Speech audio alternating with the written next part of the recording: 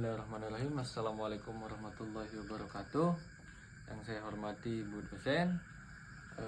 Di sini saya akan memperkenalkan diri. Nama saya Taufik Hidayat dengan NIM 19.910.142. Di sini saya akan memperkenalkan salah satu tokoh dari aliran Keynesian, yaitu Paul Anthony Samuelson.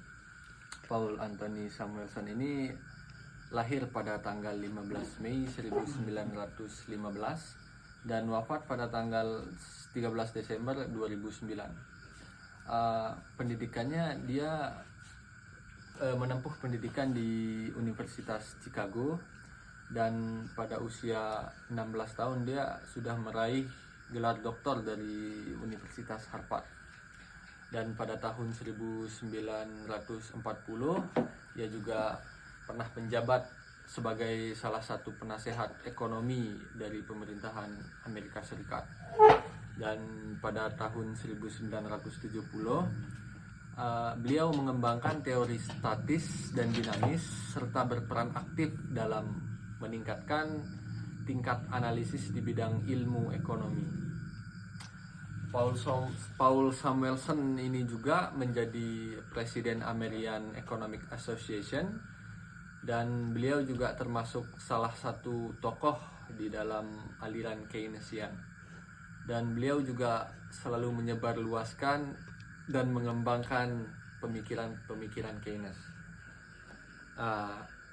Adapun penghargaan yang diterima oleh Samuelson ini salah satunya adalah hadiah David Wills pada tahun 1941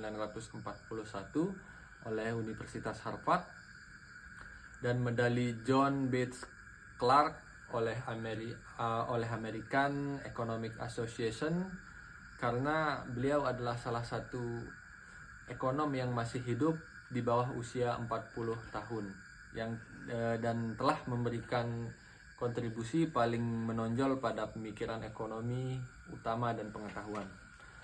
Samuelson terkenal karena bukunya yang berjudul Foundation of Economic Analysis, yang secara besar-besaran beliau menambahkan penggunaan matematika di dalam ilmu ekonomi. Di dalam buku Foundation of Economic Analysis ini kita dapat melihat pengaruh multiple effect terhadap akselerator pendapatan nasional.